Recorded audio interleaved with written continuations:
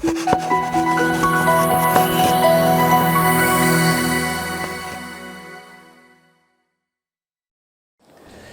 everyone, welcome to a video lecture regarding presentation of financial statements. Today the class will be in vernacular language, that is the class will be in Malayalam, because ഈ ഒരു topic schedule 3 presentation of financial statements very relevant topic from accounting. അത് ഒരു P G സ്റ്റുഡൻസിന് മാത്രമല്ല professional കോഴ്സസിനായിക്കോട്ടെ, ഇപ്പോൾ CMA intermediate പോലുള്ള professional കോഴ്സിനോ MBA ഇൻ്റർനാഷണൽ ഫൈനാൻസിലെ പേപ്പർ, ഫൈനാൻഷ്യൽ റിപ്പോർട്ടിംഗ് പേപ്പർ, അതുപോലെ ACCA പേപ്പർ, എല്ലാത്തിലും വളരെ യൂസ്ഫുൾ ആയിട്ട് റെലവൻ്റ് ആയിട്ടുള്ളൊരു ടോപ്പിക്കാണ് financial statements. Not only that, for every competitive examination from commerce area, commerce ആയിട്ടുണ്ടെങ്കിൽ അവിടെ അക്കൗണ്ടിങ് പേപ്പർ ഉണ്ടെങ്കിൽ അവിടെ നിന്ന് വളരെ സിഗ്നിഫിക്കൻ്റ് ആയിട്ടുള്ളൊരു ഏരിയയാണ് financial statement. So you must understand what the changes, what the new changes, what are the new updations happened in the accounting standards. So അതുകൊണ്ടാണ് ഇന്ന് ഈ ഒരു ടോപ്പിക് നമ്മൾ സെലക്ട് ചെയ്തത്.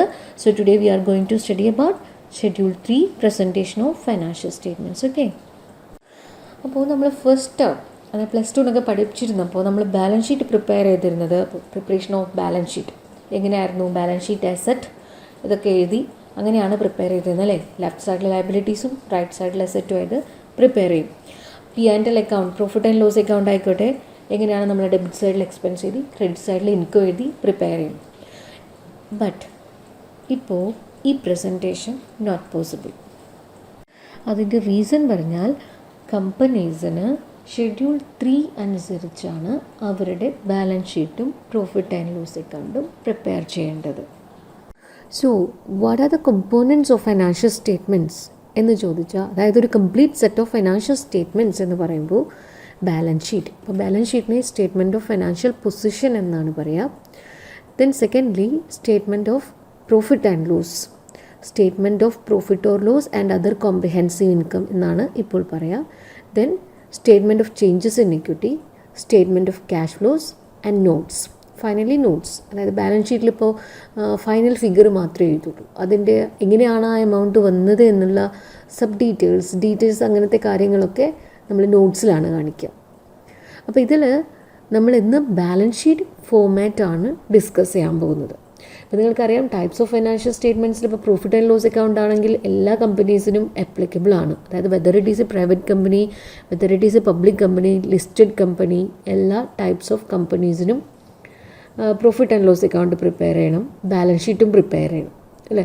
അപ്പോൾ ലിസ്റ്റഡ് കമ്പനി എന്ന് പറഞ്ഞാൽ അറിയാമല്ലോ, സ്റ്റോക്ക് എക്സ്ചേഞ്ചിൽ ലിസ്റ്റ് ചെയ്തിട്ടുള്ള കമ്പനീസ്. അപ്പോൾ profit and loss account and balance sheet applicability all കമ്പനീസിനാണ്. ക്യാഷ് ഫ്ലോ സ്റ്റേറ്റ്മെൻറ്റ് ലിസ്റ്റഡ് കമ്പനീസിനാണ്. അതുപോലെ കൺസോളിഡേറ്റഡ് ഫിനാൻഷ്യൽ സ്റ്റേറ്റ്മെൻറ്റ്സ് വരുമ്പോഴും ലിസ്റ്റഡ് കമ്പനീസാണ് പ്രിപ്പയർ ചെയ്യുക.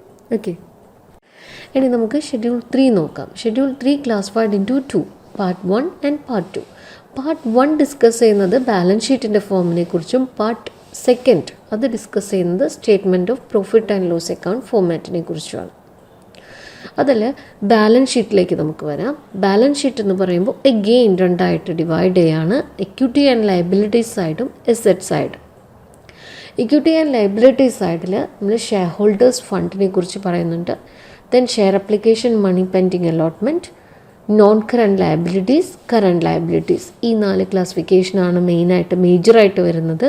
ദെൻ അസറ്റിൻ്റെ ക്ലാസിഫിക്കേഷനിൽ നോൺ കറണ്ട് അസറ്റ്സ് ആൻഡ് കറണ്ട് അസറ്റ്സിനെ കുറിച്ചാണ് പറയുന്നത്. അപ്പോൾ ഈ പറഞ്ഞിരിക്കുന്ന ഫോർമാറ്റ് അനുസരിച്ചാണ് നിങ്ങൾ ബാലൻസ് ഷീറ്റ് പ്രിപ്പയർ ചെയ്യുന്നത്. അപ്പോൾ പാർട്ട് 1 ബാലൻസ് ഷീറ്റിൻ്റെ ഫോർമാറ്റ് ഉള്ളത്.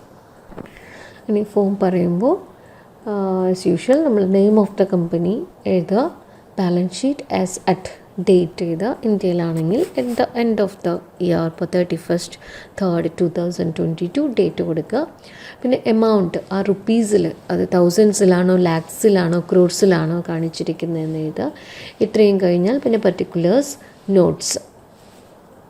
ദെൻ 2 കോളം അവിടെ figures as at the end of current reporting പീരീഡും വരുന്നുണ്ട്, figures as at the end of the previous reporting വരുന്നുണ്ട്. അപ്പോൾ ഒന്നിൽ കറണ്ട് എൻഡിൽ ബാലൻസ് ആണ് കാണിക്കേണ്ടത്, കറണ്ട് ഇയറിലെ അവസാനം വരുന്ന ബാലൻസും നെക്സ്റ്റിൽ പ്രീവിയസ് ഇയറിലുണ്ടായിരുന്ന ബാലൻസും ആണ് കാണിക്കേണ്ടത്. അതിൻ്റെ പർപ്പസ് എന്ന് പറഞ്ഞത് ഇത്രയേ ഉള്ളൂ, നമുക്ക് കറണ്ട് ഇയർ ഫിഗേഴ്സിൻ്റെ കൂടെ കമ്പയർ ചെയ്യണമെങ്കിൽ പ്രീവിയസ് ഇയർ ഫിഗേഴ്സും കൂടി വേണമല്ലോ, അതിന് വേണ്ടിയിട്ടാണ് അത് അങ്ങനെ കാണിച്ചിരിക്കുന്നത്. അപ്പോൾ ആ ബാലൻസ് ഷീറ്റ് ഫോർമാറ്റ് നോക്കുക. അതിൽ ഫസ്റ്റ് ഇക്വിറ്റി ആൻഡ് ലയബിലിറ്റീസ് ആണ്. അതിൽ മേജറായിട്ട് 4 ക്ലാസിഫിക്കേഷനാണ് നമുക്ക് കാണാൻ പറ്റുക. ഏതൊക്കെയാണ്? Shareholders 1, share application money pending allotment, non current liabilities, current liabilities. ഈ 4 ക്ലാസിഫിക്കേഷനും ഫർദർ സബ് ക്ലാസിഫൈ ചെയ്തിട്ടുണ്ട് ഇല്ലേ? അതിൽ ഫസ്റ്റ് നോക്കൂ, ഷെയർ ഹോൾഡേഴ്സ് ഫണ്ടിൽ വീണ്ടും എഗെയിൻ സബ് ക്ലാസിഫിക്കേഷൻ കാണാം നിങ്ങൾക്ക്. Share capital, reserves and surplus, money received against share warrants അല്ലേ? അപ്പോൾ അങ്ങനെ സബ് ക്ലാസിഫിക്കേഷൻസും കാണാം. ഇപ്പോൾ അതിൽ നമ്മൾ ഇപ്പോൾ ബി പറയുമ്പോൾ ഇപ്പോൾ റിസർവ്സ് എടുത്തു എന്ന് വിചാരിക്കുക. റിസർവ്സ് ആൻഡ് സർപ്ലസിൽ ഒരുപാട് reserves, different kinds of reserves ഉണ്ട്. അപ്പോൾ നമ്മൾ അതിൻ്റെ ടോട്ടലാണ് ആ figures at the end of current reporting period എന്ന് പറഞ്ഞ കോളത്തിൽ അതിൻ്റെ ടോട്ടലാണ് കാണിക്കുക. പക്ഷേ അവിടെ ഒരുപാട് റിസർവ്സിൻ്റെ എല്ലാം ടോട്ടലാണ് കാണിച്ചതെങ്കിലും ആ ഓരോന്നിനും ഓരോ റിസർവിനും ഒരു എമൗണ്ട് ഉണ്ടാവില്ല. അതിൻ്റെ ബ്രേക്കപ്പ്, സബ് ക്ലാസിഫിക്കേഷൻ, അതിൻ്റെ ബ്രേക്കപ്പ് നമുക്ക് കാണിക്കണം. അതാണ് നമ്മൾ നോട്ട്സിൽ കാണിക്കേണ്ടത്. അപ്പോൾ ആ നോട്ട്സിൻ്റെ നമ്മൾ ഏത് ഷെഡ്യൂളിലാണോ ഏത് നോട്ടിലാണോ കാണിച്ചിരിക്കുന്നത് ആ നോട്ടിൻ്റെ നമ്പറാണ് ആ നോട്ട് എന്നുള്ള കോളത്തിൽ നിങ്ങൾ എഴുതേണ്ടത്. Okay. Next item share application money pending allotment തന്നിട്ടുണ്ട്. ഡിഫറെൻറ്റ് ഹെഡാണ്. തേർഡ് നോൺ കറൻറ്റ് ലയബിലിറ്റീസ്, അതിൻ്റെ ക്ലാസിഫിക്കേഷൻസ് പറയുന്നുണ്ട്. Long term borrowings, DTL means deferred tax liability കേട്ടോ. ഡെഫേർഡ് ടാക്സ് ലയബിലിറ്റി മീൻസ് കമ്പനീസിന് ഇപ്പോൾ ടാക്സബിൾ ഇൻകം നമ്മൾ ടാക്സ് കൊടുക്കേണ്ടി വരുമല്ലോ. അപ്പോൾ ടാക്സബിൾ ഇൻകത്തിലാണ് നമ്മൾ ടാക്സ് കൊടുക്കുക. അപ്പോൾ അത് കാൽക്കുലേറ്റ് ചെയ്യുമ്പോൾ നമ്മുടെ കമ്പനിൻ്റെ ബുക്സ് ഓഫ് അക്കൗണ്ട്സ് മെയിൻറ്റെയിൻ ചെയ്യുന്നുണ്ടാവും. അക്കൗണ്ടിങ് ലോ പ്രകാരം, റൂൾസ് പ്രകാരം നമുക്കൊരു എമൗണ്ട് കിട്ടിയിരിക്കും.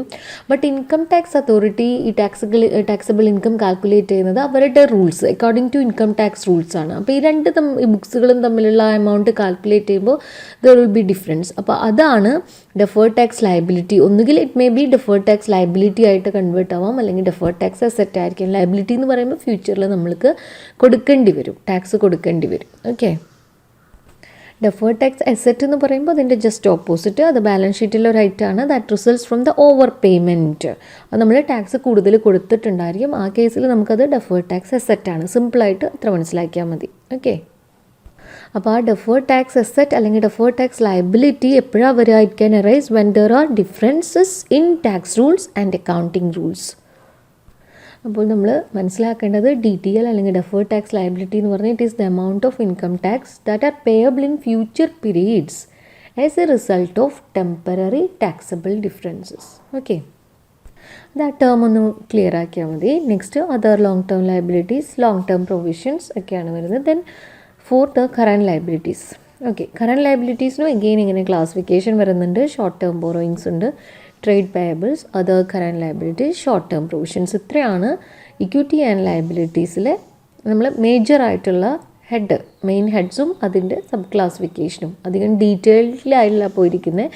ജസ്റ്റ് അതിൻ്റെ ആ ഒരു ബാലൻസ് ഷീറ്റ് ഫോമാറ്റ് നിങ്ങളിലേക്കൊന്ന് കൺവേ ചെയ്യുക, അതിലെന്തൊക്കെ വരും എന്നുള്ളത്. അപ്പോൾ അതിനുള്ള ആ ഒരു പർപ്പസിൽ ഇത്ര മതിയായിരിക്കും.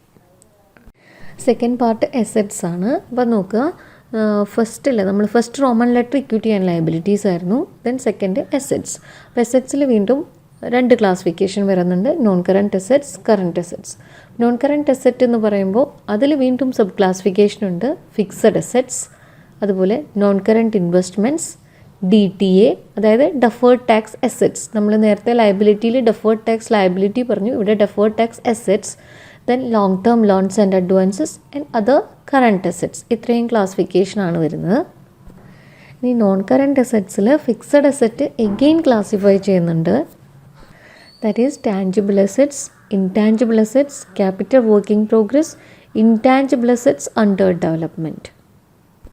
ഇനി കറൻറ്റ് അസെറ്റ്സിൻ്റെ വീണ്ടും classification: current investments, inventories, trade receivables, cash and cash equivalents, short term loans and advances and other current assets.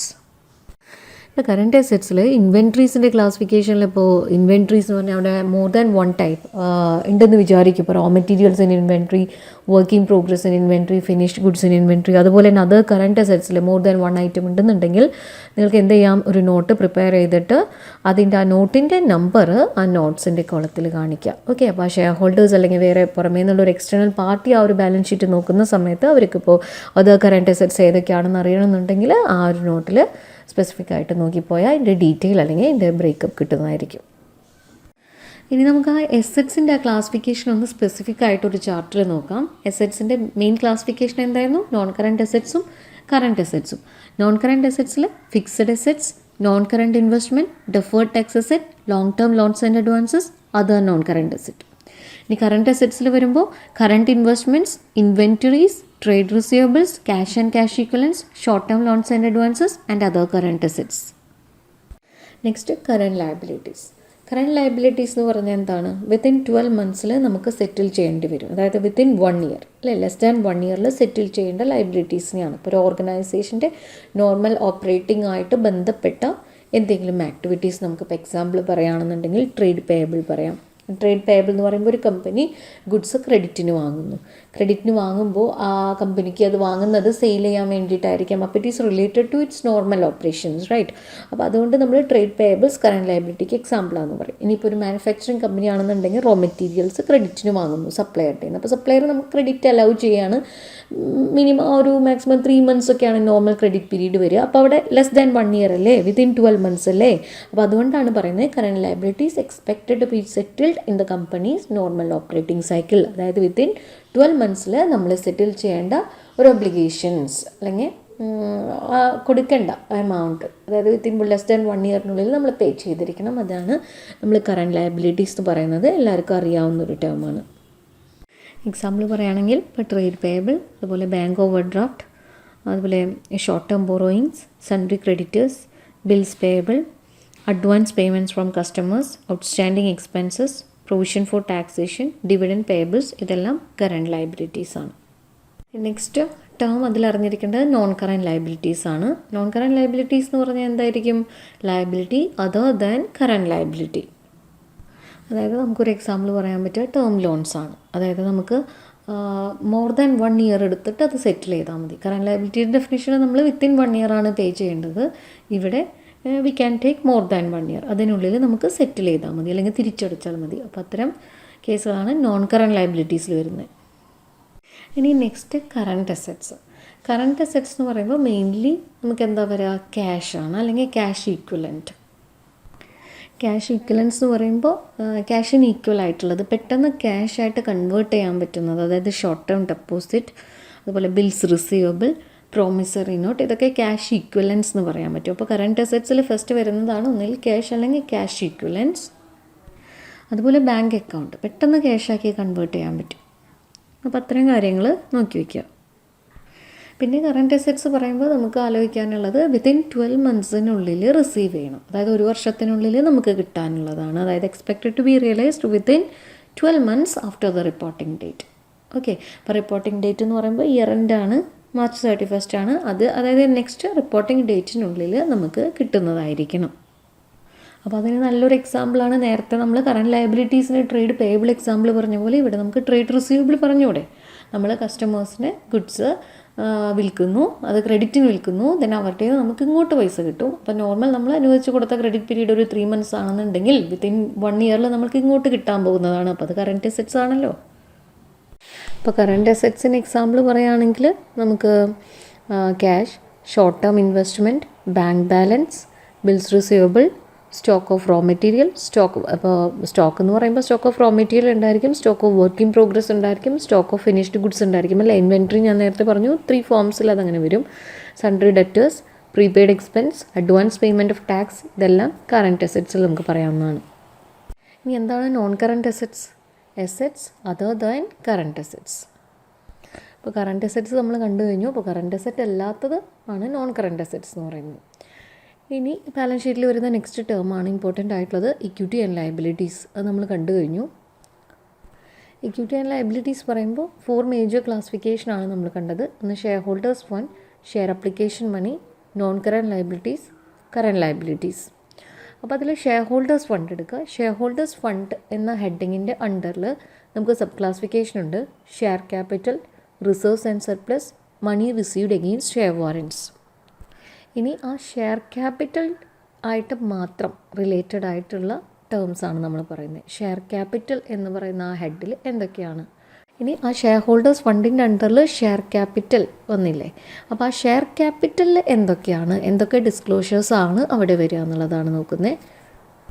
അതിൽ ഫസ്റ്റ് വരുന്നതാണ് ഓതറൈസ്ഡ് ക്യാപിറ്റൽ. അത് നിങ്ങൾ പഠിച്ചിട്ടുള്ള ടേംസ് ആയിരിക്കും ഈ authorised capital, issued share capital എന്നൊക്കെ ഉള്ളത്. എന്നാലും ഫോർ യുവർ ഇൻഫർമേഷൻ ഞാൻ ജസ്റ്റ് ഒന്ന് റിവ്യൂ പറയാം. ഓതറൈസ്ഡ് ക്യാപിറ്റൽ എന്ന് പറഞ്ഞാൽ it is the maximum number of shares that A company can issue. അതായത് അതിൻ്റെ മെമ്മറാണ്ടം ഓഫ് അസോസിയേഷൻ പ്രകാരം കമ്പനിക്ക് ഇഷ്യൂ ചെയ്യാൻ കഴിയുന്ന മാക്സിമം നമ്പർ ഓഫ് ഷെയർസാണ് authorised capital.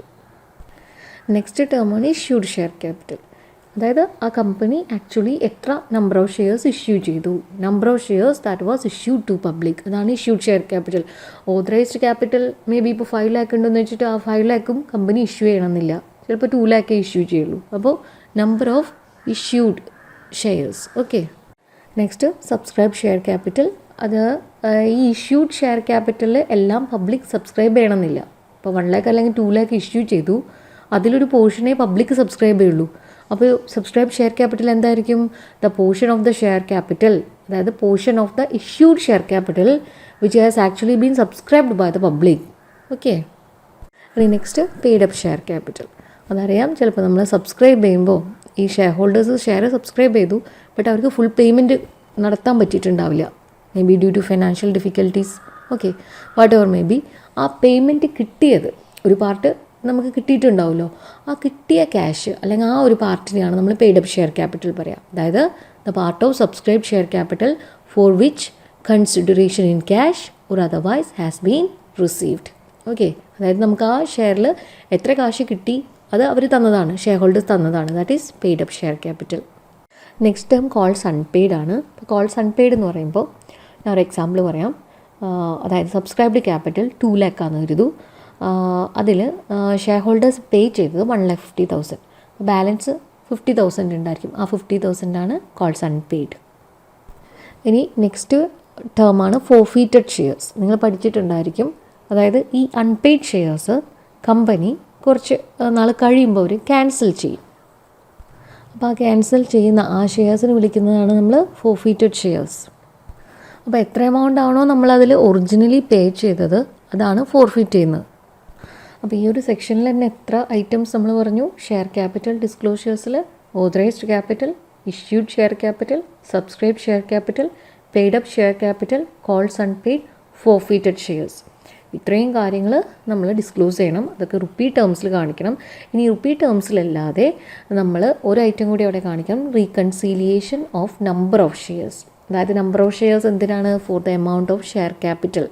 Okay, that is എത്ര നമ്പർ ഓഫ് ഷെയർ ആണ്, ഇനി പ്രീവിയസ് പീരീഡിൽ എത്ര ഉണ്ടായിരുന്നു, ഇനി അതിൽ ഷെയറിൻ്റെ ക്ലാസിഫിക്കേഷൻ, ഇക്വിറ്റി ഷെയർ എത്ര, പ്രിഫറൻസ് ഷെയർ എത്ര. ദെൻ ഈ ഇക്വിറ്റി ഷെയർ പ്രിഫറൻസ് ഷെയറിന് ചിലപ്പോൾ സബ് ക്ലാസിഫിക്കേഷൻസ് ഉണ്ടായിരിക്കും. അതായത് ഇപ്പോൾ പ്രിഫറൻസ് ഷെയർസൊക്കെ ചിലപ്പോൾ അതിൻ്റെ ഡിവിഡൻഡ് റേറ്റൊക്കെ ഡിഫറെൻ്റ് ആയിരിക്കും അല്ലേ. അതായത് 8% പ്രിഫറൻസ് ഷെയർസ്, 10% പ്രിഫറൻസ് ഷെയർസ് എന്നൊക്കെ കേട്ടിട്ടില്ല. അപ്പോൾ അങ്ങനെ എന്തെങ്കിലും സബ് ക്ലാസിഫിക്കേഷൻ ഉണ്ടെങ്കിൽ അത് കാണിക്കണം. അപ്പോൾ ഇത്രയാണ് ഷെയർ ക്യാപിറ്റലിൻ്റെ section. Next split of reserves and surplus. അപ്പോൾ സ്പ്ലിറ്റ് ഓഫ് റിസർവ്സിൽ വരുമ്പോൾ first one capital reserve, capital redemption reserve, പലതും നിങ്ങൾ കേട്ടിട്ടുള്ള ടേംസ് തന്നെയായിരിക്കും. Next securities premium, next debenture redemption reserve, debenture redeem ചെയ്ത് കൊടുക്കണമല്ലോ അതിന് വേണ്ടിയിട്ടുള്ള ഒരു റിസർവാണ് debenture redemption reserve. Revaluation reserve, അതായത് ചില സമയത്ത് എസറ്റ്സ് റീവാല്യൂ ചെയ്യുമ്പോൾ അപ്വാർഡ് വാല്യുവേഷൻ നടക്കാം, അതുപോലെ അപ്വാർഡും ഡൗൺവാർഡും നടക്കാം. എസറ്റിന് വാല്യൂ കൂടാം, എസറ്റിൻ്റെ വാല്യൂ കുറയാം. അപ്പം അങ്ങനെ റീവാല്യൂ ചെയ്യുന്ന സമയത്ത് വരുന്നതാണ് റീവാലുവേഷൻ റിസർവ്. റിവാലുവേഷൻ ഓഫ് എസറ്റ്സ് എന്ന് പറയുന്നത് സെപ്പറേറ്റ് ടോപ്പിക്കാണ്. അക്കൗണ്ടിങ് സ്റ്റാൻഡേർഡ് 10 അനുസരിച്ചാണ് പോകുന്നത്. ഇപ്പോൾ ആ റിസർവിൻ്റെ ക്ലാസിഫിക്കേഷൻസ് ബാലൻസ് ഷീറ്റിൽ എന്തൊക്കെ വരും എന്നുള്ളത് നോക്കി വയ്ക്കാം. Next share options outstanding account. Next other reserves എന്തെങ്കിലും ഉണ്ടെങ്കിൽ കാണിക്കാം. Last one surplus, that is appropriation of profit.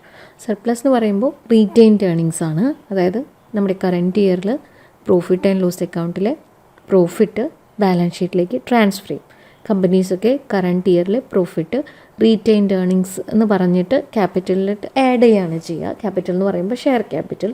ഇവിടെ ഷെയർ ക്യാപിറ്റലിൻ്റെ അണ്ടറിൽ ഇക്വിറ്റിയുടെ അണ്ടറിൽ റിസർവ്സ് ആൻഡ് സർപ്ലസ് എന്നുള്ള ഹെഡിൽ റീറ്റെയിൻഡ് ഏർണിങ്സ് എന്ന് പറഞ്ഞിട്ടാണ് അത് കാണിക്കുക. അതാണ് അവിടെ സർപ്ലസ് എന്ന് കൊടുത്തിരിക്കുന്നത്, അതായത് appropriation of profit. Okay, next നമ്മൾ ഡിസ്കസ് ചെയ്യുന്നത് ക്യാപിറ്റൽ റിസർവ് ആണ്. അപ്പോൾ നമ്മൾ കുറേ റിസർവ്സിനെ കുറിച്ച് പറഞ്ഞു. അപ്പോൾ എന്താണ് ക്യാപിറ്റൽ റിസർവ്? പല റിസർവ്സിൻ്റെയും പറഞ്ഞു. അപ്പോൾ അതിൽ ഇമ്പോർട്ടൻ്റ് ആയിട്ടുള്ള റിസർവ്സ് എന്ന് പറയാണ്.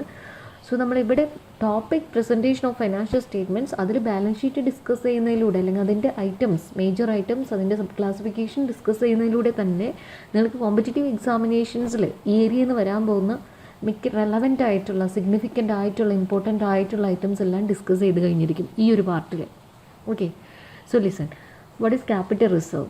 Capital reserve is a reserve of a corporate enterprise which is not available for distribution as dividend. അതായത് ആ റിസർവ്സ് നമുക്ക് ഡിവിഡൻഡ് ഡിസ്ട്രിബ്യൂഷന് യൂസ് ചെയ്യാനായിട്ട് പറ്റില്ല. നിങ്ങളിപ്പോൾ ഫൈനാൻഷ്യൽ മാനേജ്മെൻറ്റിലൊക്കെ ഡീറ്റെയിൽ ആയിട്ട് ഡിവിഡൻഡ് ചാപ്റ്റർ പഠിച്ചു കഴിഞ്ഞാൽ അവിടെ അറിയാൻ പറ്റും. ഡിവിഡൻഡ് എന്ന് പറഞ്ഞാൽ 2 ടൈപ്സ് ആണ്. ഡിവിഡൻഡ് അല്ല, ഡിവിഡൻഡ് കൊടുക്കാൻ പറ്റുന്ന റിസർവ്സുകൾ. അതായത് നിങ്ങൾ ഫൈനാൻഷ്യൽ മാനേജ്മെൻറ്റിൽ ഡിവിഡൻഡ് എന്നുള്ളൊരു ചാപ്റ്ററിൻ്റെ ഡെപ്തിലേക്ക് പോവുകയാണെങ്കിൽ നിങ്ങൾക്കറിയാൻ പറ്റും ഈ ഡിവിഡൻഡ് കൊടുക്കാനായിട്ട് നമുക്ക് യൂസ് ചെയ്യാൻ പറ്റുന്ന റിസർവ്സ് അതിൻ്റെ ഒരു ക്ലാസിഫിക്കേഷനുണ്ട്. 2 ടൈപ്സാണ് ആ റിസർവ്. അതായത് distributable reserves, non distributable reserves.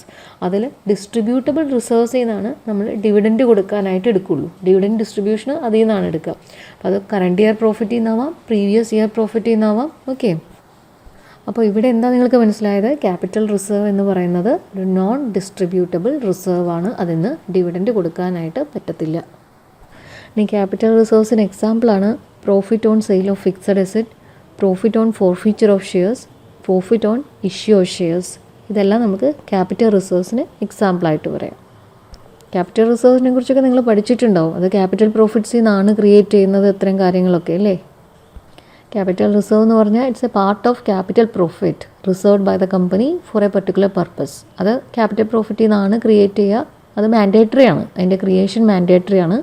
Okay, ഇത്രയും കാര്യങ്ങൾ അറിഞ്ഞാൽ മതി. Next, share application money and calls paid in advance. ഇതെല്ലാം നമ്മൾ ബാലൻസ് ഷീറ്റിൻ്റെ ഫോർമാറ്റ് പറഞ്ഞപ്പോൾ പറഞ്ഞ ഐറ്റംസ് ആണ്. ഇവിടെ ഇപ്പോൾ ഷെയർ അപ്ലിക്കേഷൻ മണി റിലേറ്റഡ് കുറച്ച് റൂൾസ് പറയുന്നുണ്ട്. First one, share application money does not exceed issued capital. അതായത് ഷെയർ അപ്ലിക്കേഷൻ മണി ഇഷ്യൂഡ് ക്യാപിറ്റലിലും കൂടുതലായിട്ടില്ല എങ്കിൽ അത് എവിടെയാണ് കാണിക്കേണ്ടത്, എങ്ങനെ ഡിസ്ക്ലോസ് ചെയ്യണം എന്നാണ് പറയുന്നത്. അപ്പോൾ ഡിസ്ക്ലോസ് ചെയ്ത് സെപ്പറേറ്റ് ലൈൻ ഐറ്റം. അത് സെപ്പറേറ്റ് ലൈൻ ഐറ്റം എന്ന് പറഞ്ഞാൽ അതായത് ഷെയർ ഹോൾഡേഴ്സ് ഫണ്ട്സ് കഴിഞ്ഞിട്ട് നോൺ കറൻറ്റ് ലയബിലിറ്റീസിന് മുന്നായിട്ട് കാണിക്കാനാണ് പറയുന്നത്. First condition. And second rule, share application money exceeds authorised capital. അപ്പോൾ ഓതറൈസ്ഡ് ക്യാപിറ്റലിലും കൂടുതലാവുകയാണ് ഷെയർ അപ്ലിക്കേഷൻ മണി എങ്കിൽ, അങ്ങനെ ആവാമോ എന്ന് ചോദിച്ചാൽ ആവാം. ലോയിൽ പറയുന്നുണ്ട് സ്പെഷ്യൽ റെസൊല്യൂഷനൊക്കെ പാസ്സാക്കണം. ഓക്കെ, അപ്പോൾ അങ്ങനെ ഷെയർ അപ്ലിക്കേഷൻ മണി ഓതറൈസ്ഡ് ക്യാപിറ്റലിലും കൂടുതൽ ആവുകയാണെങ്കിൽ അത് കാണിക്കേണ്ടത് അതർ കറൻറ്റ് ലയബിലിറ്റീസിൻ്റെ അണ്ടറിലാണ്. അതർ കറൻറ്റ് ലയബിലിറ്റീസിൻ്റെ അണ്ടറിൽ. Next, calls paid in advance ആണ്. അത് കാണിക്കേണ്ടത് അതർ കറൻറ്റ് ലയബിലിറ്റീസ് എന്നുള്ള ഹെഡിൻ്റെ അണ്ടറിലാണ്, along with interest on calls paid in advance. Okay, then ഒരു ഇമ്പോർട്ടൻറ്റ് പോയിന്റ് അവിടെ നോക്കാനുള്ളത്, see share application money pending allotment will not include share application money to the extent refundable. അതായത് share application money pending അലോട്ട്മെൻറ്റിൽ നമ്മൾ amount കാണിക്കുമ്പോൾ ചിലപ്പോൾ over subscription വരാമല്ലോ share അപ്ലിക്കേഷനിൽ. അപ്പോൾ അത് തിരിച്ചു കൊടുക്കും, റിട്ടേൺ ചെയ്യുന്നുണ്ടാവും. ആ റിട്ടേൺ ചെയ്ത റീഫണ്ട് ചെയ്തിട്ടുള്ള എമൗണ്ട് അതിൽ കാണിക്കാൻ പാടില്ല എന്നാണ് പറയുന്നത്. നെക്സ്റ്റ് വരുന്നതാണ് ലോങ് ടേം ബോറോയിങ്സ്. അത് നമ്മൾ ഡിസ്കസ് ചെയ്തു. ലോങ് ടേം ലയബിലിറ്റീസിൽ നമ്മൾ പറഞ്ഞു അതിൻ്റെ settlement it will take more than 1 year. അപ്പോൾ ലോങ് ടേം ബോറോയിങ്സിനെ കുറിച്ച് എക്സാമ്പിൾസ് നോക്കാം. Bonds, term loans from banks, term loans from other parties. പിന്നെ വരുന്നത് deferred payment liabilities, then deposits, loans and advances from related parties. Here related parties means നമ്മൾ ഡയറക്ടേഴ്സിൻ്റെ അടുത്തു നിന്നാണ് ലോൺ എടുത്തത്, അല്ലെങ്കിൽ ഏതെങ്കിലും കമ്പനിയുടെ key managerial persons, subsidiaries, associates, ഇതൊക്കെയാണ് മീൻ ചെയ്യുന്നത്. പിന്നെ ഈ ലോൺ എടുത്തിരിക്കുന്നത് മോർ ദാൻ 12 months ആണ്, മോർ ദാൻ 1 year ആണ്. ഓക്കെ, ഇനിയുള്ള ടേം നിങ്ങൾക്ക് അറിയുന്നതാണ്. കറണ്ട് ലയബിലിറ്റീസ് നമ്മൾ ഓൾറെഡി പറഞ്ഞു. അത് ക്ലാസിഫൈ ചെയ്യുന്നത് ഇതേപോലെ ഷോർട്ട് ടേം ബോറോയിങ്സും ട്രേഡ് പേയബിൾസും ആയിട്ടാണ്. അപ്പോൾ എന്തായിരിക്കും ഷോർട്ട് ടേം ബോറോയിങ്സ്? അതായത് അതിൻ്റെ repayment period 12 months or less ആയിരിക്കും, അല്ലേ? 12 മാസത്തിനുള്ളിൽ അല്ല അതിൽ കുറവ്, അതിൻ്റെ ഉള്ളിൽ നമുക്ക് റീപേ ചെയ്യേണ്ട കാര്യങ്ങളാണ് ഷോർട്ട് ടേം ബോറോയിങ്സ് ആയിട്ട് വരുന്നത്. ഇനി ഷോർട്ട് ടേം ബോറോയിങ്സിന് എക്സാമ്പിളാണ് loan repayable on demand. On demand എന്ന് പറഞ്ഞിട്ടുണ്ട്. അപ്പോൾ from banks and other parties, അവർ ഡിമാൻഡ് ചെയ്യുമ്പോൾ നമ്മളപ്പോൾ തന്നെ റീപേ ചെയ്യേണ്ടതാണ് അത്. ഇനി ഇവിടെയും വരുന്ന ഒരു ഐറ്റം തന്നെയാണ് loans and advances from related parties. അപ്പോൾ ഈ ഒരു ഐറ്റം നമ്മൾ ലോങ് ടേം ബോറോയിങ്സിലും കണ്ടിരുന്നു. But what's the difference? അവിടെ റീപേയ്മെൻറ്റ് പീരീഡ് ഡിഫറൻസാണ്. ലോങ് ടേം ബോറോയിങ് ആകുമ്പോൾ അവിടെ മോർ ദാൻ 1 year ആണ്, ഇവിടെ ലെസ് ദാൻ 1 year ആണ്. Okay, One more classification is there, that is security wise classification. അതായത് ലോങ് ടേം ബോറോയിങ്സ് ആയാലും ഷോർട്ട് ടേം ബോറോയിങ്സ് ആയാലും ഫർദർ നമുക്ക് ഒരു സബ് ക്ലാസിഫിക്കേഷനും കൂടി നടത്താം. That is secured and unsecured. Secured എന്ന് പറഞ്ഞാൽ നമ്മളവിടെ സെക്യൂരിറ്റി കൊടുത്തിട്ടുണ്ട്, അൺസെക്യൂർഡ് എന്ന് പറഞ്ഞാൽ നമ്മളൊരു സെക്യൂരിറ്റി കൊടുത്തിട്ടില്ല. അങ്ങനെ സെക്യൂർഡ് ആണെങ്കിൽ നേച്ചർ ഓഫ് സെക്യൂരിറ്റീസ് നമ്മൾ സ്പെസിഫൈ ചെയ്യണം, അത് സ്പെസിഫൈഡ് ചെയ്യണം. അതായത് നേച്ചർ ഓഫ് സെക്യൂരിറ്റീസ് എന്ന് പറയുമ്പോൾ അത് എന്താണ് സെക്യൂരിറ്റി ആയിട്ട് നമ്മൾ കൊടുത്തത്, ലാൻഡാണോ, ഇൻവെൻട്രി ആണോ, ബിൽഡിംഗ് ആണോ, അത് മെൻഷൻ ചെയ്യുക. ഇനി സംടൈംസ് ചില ലോണിന് ഗ്യാരണ്ടി നിൽക്കാൻ ഡയറക്ടേഴ്സ് അല്ലെങ്കിൽ കീ മാനേജറൽ പേഴ്സൺസ് അങ്ങനെ ആരെങ്കിലും ഗ്യാരണ്ടി നിന്നിട്ടുണ്ടാവും. അങ്ങനെ നിന്നിട്ടുണ്ടെങ്കിൽ ആ ലോണും സെപ്പറേറ്റ് ആയിട്ട് ഡിസ്ക്ലോസ് ചെയ്യണം. That is where loans have been guaranteed by directors or others, the aggregate amount of such loans under each head shall be disclosed. ഇനി സെക്യൂരിറ്റി കൊടുത്തത് ഡിബഞ്ചർ ആണെന്നുണ്ടെങ്കിൽ ഡിബഞ്ചറിൻ്റെ റേറ്റ് ഓഫ് ഇൻട്രസ്റ്റ് ഈ കാര്യങ്ങളൊക്കെ കാണിക്കണം. പക്ഷെ അത് കാണിക്കുമ്പോൾ ഡിസെൻഡിങ് ഓർഡറിൽ കാണിക്കണം എന്നാണ് പറയുന്നത്. ഡിസെൻഡിങ് ഓർഡർ എന്ന് പറഞ്ഞാൽ ഏറ്റവും ലാസ്റ്റ് കൊടുക്കുന്നത് ഏറ്റവും ഫസ്റ്റ് കാണിക്കുക. പിന്നെ അതിൽ കാണിക്കുന്നത് repayment of term loans and other loan shall be stated, അതായത് ലോൺ തിരിച്ചടയ്ക്കേണ്ട കാര്യങ്ങളെക്കുറിച്ച് സ്റ്റേറ്റ് ചെയ്യണം. Then last point, if there is any default in repayment of loans and interest it should be disclosed. ഇനി loan repayment ചെയ്യുന്ന കാര്യത്തിൽ എന്തെങ്കിലും default പറ്റിയാൽ, അതുപോലെ interest, അതിൻ്റെ ഇൻട്രസ്റ്റ് തിരിച്ചടയ്ക്കുന്നതിൽ എന്തെങ്കിലും ഡിഫോൾട്ട് പറ്റിയാൽ അതും കൂടി ഡിസ്ക്ലോസ് ചെയ്യണം. ഓക്കെ, അപ്പോൾ നമ്മളിവിടെ പറഞ്ഞത് ഈ short term loans and long term loans secured ആവാം, അൺസെക്യൂർഡ് ആവാം. സെക്യൂർഡ് ആണെങ്കിൽ എന്തൊക്കെ കാര്യങ്ങൾ മെൻഷൻ ചെയ്യണം എന്നാണ് പറഞ്ഞത്. അതായത് നേച്ചർ ഓഫ് സെക്യൂരിറ്റി, സെക്യൂർഡ് ആണെങ്കിൽ എന്ത് നേച്ചർ ഓഫ് സെക്യൂരിറ്റി ആണ്. ദെൻ ഡയറക്ടേഴ്സ് ആരെങ്കിലും ഗ്യാരണ്ടി ചെയ്തിട്ടുണ്ടെങ്കിൽ അത് മെൻഷൻ ചെയ്യുക. പിന്നെ ഡിബഞ്ചർ ആണെന്നുണ്ടെങ്കിൽ അതിൻ്റെ ഡീറ്റെയിൽസ് ഡിസ്ക്ലോസ് ചെയ്യുക. ഇത്രയും കാര്യങ്ങൾ ശ്രദ്ധിക്കുക. ഇനി അടുത്തൊരു മേജർ ക്ലാസിഫിക്കേഷൻ അല്ലെങ്കിൽ മേജർ ടേം എന്ന് പറഞ്ഞിട്ടുണ്ടെങ്കിൽ നമുക്ക് അസറ്റ് സൈഡിലേക്ക് പോവാം. അവിടെ ക്ലാസിഫിക്കേഷൻ ഓഫ് ടാഞ്ചിബിൾ അസറ്റ്സ് ആണ്. ടാഞ്ചിബിൾ മീനിങ് നിങ്ങൾക്കറിയാം, അതിനൊരു ഫിസിക്കൽ സബ്സ്റ്റൻസ് ഉണ്ട് അല്ലേ. നമുക്ക് we can touch, we can see. അതിന് എക്സാമ്പിൾ വരിക land, building, plant and equipment, furniture and fixtures, vehicles, office equipment. ഈ ഓർഡർ നമ്മൾ പറയുന്നത് ഈ ഷെഡ്യൂൾ 3 അനുസരിച്ച് ഇതേ ഫോർമാറ്റിൽ വേണം എഴുതാൻ. ഇനി മുന്നിൽ ഇപ്പോൾ ഈ പറഞ്ഞ ഐറ്റംസ് ഒന്നുമില്ലാതെ വേറെ അസറ്റ് ഉണ്ടെങ്കിൽ അതേഴ്സ് എന്നുള്ള ക്ലാസിഫിക്കേഷനിൽ എഴുതണം. ഈ ഇൻടാഞ്ചിബിൾ അസറ്റ്സ് നിങ്ങൾക്കറിയാമല്ലോ എന്തൊക്കെയാണ് അതിന് എക്സാമ്പിൾ വരിക. നമുക്ക് വി കാൺ സീ, വി കാൺ ടച്ച്, ഫിസിക്കൽ സബ്സ്റ്റൻസ് ഇല്ലാത്തതാണ് ഇൻടാഞ്ചിബിൾ അസറ്റ്സ്. അപ്പോൾ അതിന് example good will, brands and trade marks, computer software, publishing titles, mining rights, copyrights, patents and other intellectual property rights, receipts, formulae, models, designs, prototype, licenses and franchise. ഇതെല്ലാം intangible assets ആണ്. ഇനി tangible അസറ്റ്സിൻ്റെ കാര്യത്തിൽ കുറച്ച് points ഉണ്ട്. അതായത് lease hold land ഉണ്ടാവില്ലേ, നമ്മൾ ലീസിന് എടുത്ത ലാൻഡ് ആണെന്നുണ്ടെങ്കിൽ അത് സെപ്പറേറ്റ് അസറ്റായിട്ട് കാണിക്കണം. Separate assets class under tangible assets. അത് നമ്മളുടെ പേരിലുള്ളപ്പോൾ നമ്മുടെ സ്വന്തം അസറ്റിൻ്റെ കൂടെ കാണിക്കേണ്ട, ബിക്കോസ് ഇത് നമ്മുടെ പേരിലാവില്ല, നമ്മൾ ലീസിന് എടുത്തതാണ്. അപ്പോൾ അത് സെപ്പറേറ്റ് കാണിക്കുക.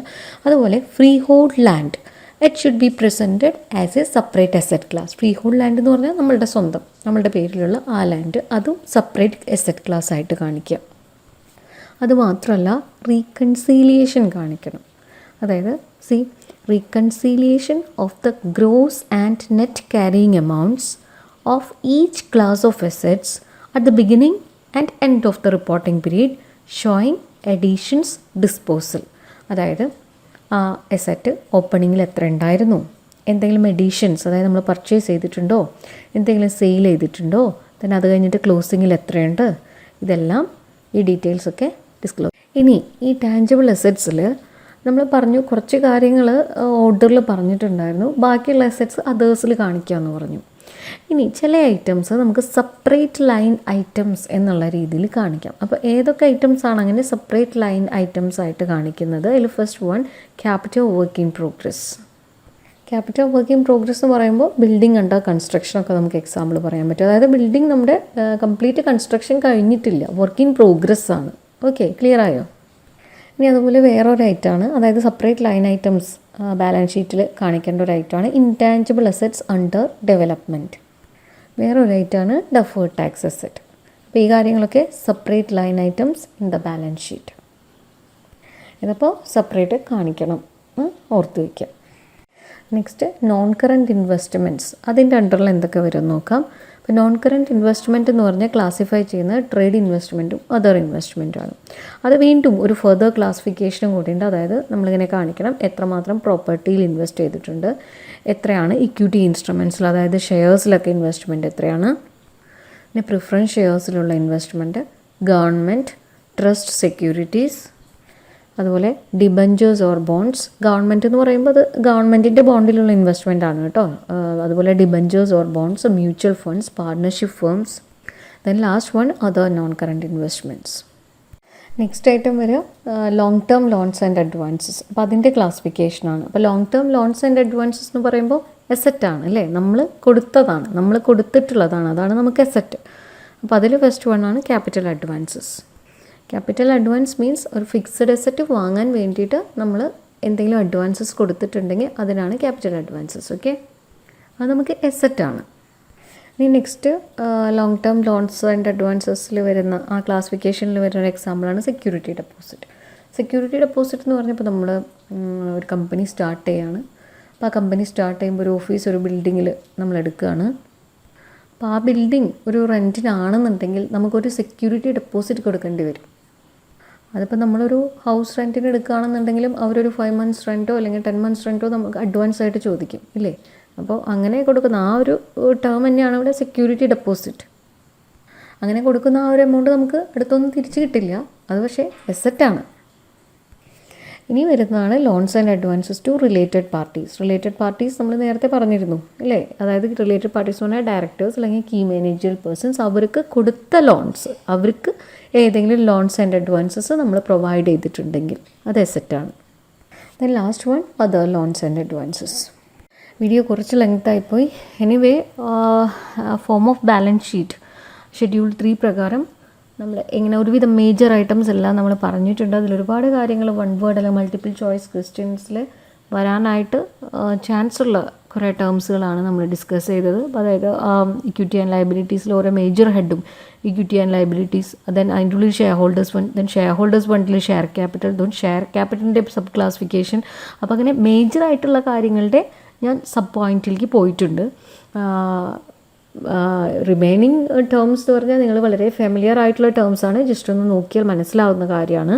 അപ്പോൾ ഈ ഒരു ഫോമാറ്റ് നോട്ടിൽ എഴുതി വെച്ചതിന് ശേഷം കാണുന്നതായിരിക്കും ബെറ്റർ. എന്നിട്ട് ഫർദർ റെഫറൻസും കൂടി ഉണ്ടായാൽ ഈ ഒരു പാർട്ട് ഓക്കെ. ദെൻ പ്രോബ്ലം ഒന്നും ഇതിലിട്ടിട്ടില്ല, ഇറ്റ്സ് ഓൺലി തിയറി പാർട്ട്. തിയറട്ടിക്കലാണ്. ആ ഒരു തിയറട്ടിക്കൽ ഇൻഫർമേഷൻ, അതായത് ആ ഫോമാറ്റ്, നമുക്ക് ഫോമാറ്റിൻ്റെ ആ ഓർഡർ അറിയാനുള്ളൂ, അത് മാത്രമേ ഈ വീഡിയോയുടെ ഇൻറ്റൻഷൻ ഉണ്ടായിരുന്നുള്ളൂ. It's okay. Thank you.